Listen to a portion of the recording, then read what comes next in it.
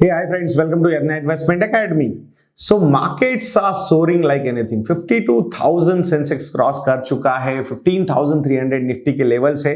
अब आप लोगों को लग रहा होगा यार पोर्टफोलियो तो काफी अच्छा बन गया, पोर्टफोलियो को सेव कैसे किया जाए। तो यहाँ पे एक कुछ 5 पॉइंटर्स मैं आप लोगों के सामने रखूंगा, 5 वेज रखूंगा जो हमेशा as a student of financial planning आपने याद रखने चाहिए। अदरवाइज बहुत सारी चीजें लॉन्ग टर्म में आपके पोर्टफोलियो पे चेंज हो सकती है। So first way to safeguard your portfolio, have a contingency fund, have an emergency fund. If you are a salaried person, 6 times of your salary, or if you are a self-employed person, 12 times of your monthly income should be parked into a liquid fund or a short-term FD, or there are so many savings account available with higher interest rates like 5%, 6%, 7%. तो वहां पे आप लोग अपना पैसा रख सकते हो to meet these short-term contingencies or emergencies which can come up any time. तो इसलिए आपने वो देखना है। अब ये क्यों करना है, ये कैसे सेफगार्ड कैसे कर रहा है ये पर्टिकुलर चीज आपके पोर्टफोलियो को। अब जब एग्जैक्टली आपको वो कंटिजेंसी चाहिए थी या इमरजेंसी के लिए वो पैसा चाहिए था, उस वक्त पे आपका पैसा इक्विटी मार्केट में है, इक्विटी स्टॉक्स में, और तब आपने करेक्शन देखा है मार्केट में, so that would be a problem for you. सो जो इमरजेंसीज है, कंटिजेंसीज है, उनके लिए जो आपको पैसा प्रोवाइड करना है, it should not depend on the equity markets, it should have a debt allocation, liquid allocation, and that's how you should withdraw that money, and आपका जो भी शॉर्ट टर्म नीड्स है वो आपने कंप्लीट करनी चाहिए. So it will allow you not to disturb your long-term portfolio. So this is one. Now, second one is follow asset allocation. ये तो मैं हमेशा आपको याद दिलाता हूं, भले वो मार्केट 45,000 पे था, 50,000 पे है या 52,000 पे है. Do not change your risk profile. भाई मार्केट ऊपर जा रहा है, now I have become aggressive investor. Market काफी नीचे जा रहा है, now I will become passive या conservative investor. So identify your risk profile, whether you are an aggressive investor, 75-25 equity debt allocation, moderate 50-50 equity debt allocation. If you are a conservative investor, 25-75 debt to equity allocation. So ऐसा आपने allocation रखना चाहिए, और इसको genuinely at least yearly एक बार, बहुत ज्यादा ऐसा यूफोरिया लगता है तो हाफ ईयरली आप एक बार उसको आपके एसेट एलोकेशन को रीबैलेंस कर सकते हो. That is very much important. So इसीलिए बार बार, मतलब कभी बुल मार्केट में एग्रेसिव इन्वेस्टर बन जाते हो, बेयर मार्केट में कंजर्वेटिव इन्वेस्टर बन जाते हो, it is not a good sign. A constant weight asset allocation is the best strategy to safeguard your portfolio.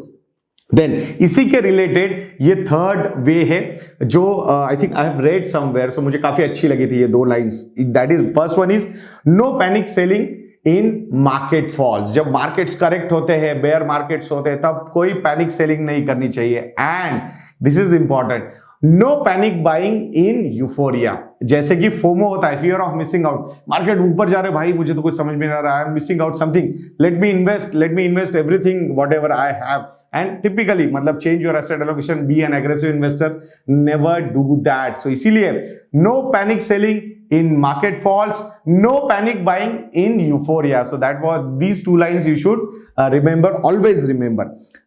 Fourth way to safeguard your money, again it can be linked to the emergency kind of thing, but a separate thought process होनी चाहिए कि जैसे कि आपका एक medical insurance होना चाहिए, आपका लाइफ इंश्योरेंस भी होना चाहिए, यानी कि risk management. Cover your risk, whether it is short term medical emergency आती है या फिर कुछ बड़ा इवेंट हो जाता है, I think unfortunate event, and then you don't have a life cover or risk cover, so that should not be there. So ये भी एक चीज है. Otherwise अगर ये दोनों चीजें हो गई, so ultimately it will impact your overall portfolio, and that would be disastrous to achieve your financial goals. तो ये जो risk management के tools है, taking a life cover या taking a medical insurance, I think that is very much important. It will safeguard your long-term portfolio, equity portfolio to the greater extent.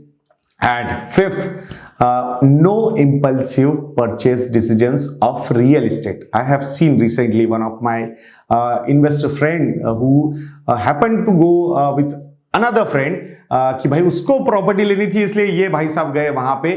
तो वो भाई साहब ने तो प्रॉपर्टी ली नहीं, बट ये भाई साहब ने जाके प्रॉपर्टी वहां पे बुक कर दी एंड कंप्लीटली अपना इक्विटी पोर्टफोलियो डिस्टर्ब कर दिया.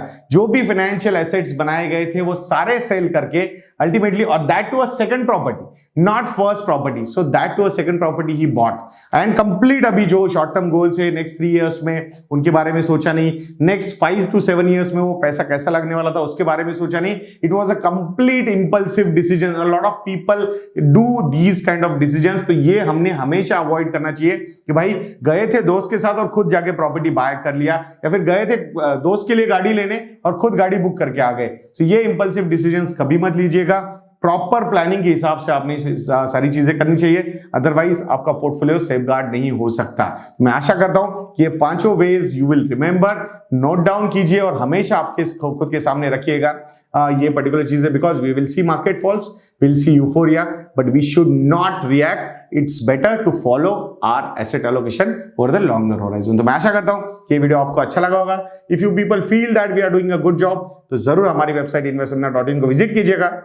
वहां पे हमारे मॉडल पोर्टफोलियोज को ट्राई करना बिल्कुल मत भूलिएगा दोस्तों। They will add a lot of value to your overall portfolios over the longer horizon. इसके रिलेटेड मतलब कैसे सब्सक्राइब करना है, what is the cost and everything, तो आप हमें कॉल कीजिए, ईमेल लिखिए, दोनों डिटेल्स हमारी वेबसाइट पे अवेलेबल है। एंड ऐसे वीडियोस के लिए चैनल पे बने रहिए, वीडियो को लाइक करना, वीडियो को शेयर करना और चैनल को सब्सक्राइब करना मत भूलिएगा दोस्तों। नेक्स्ट वीडियो में मिलेंगे।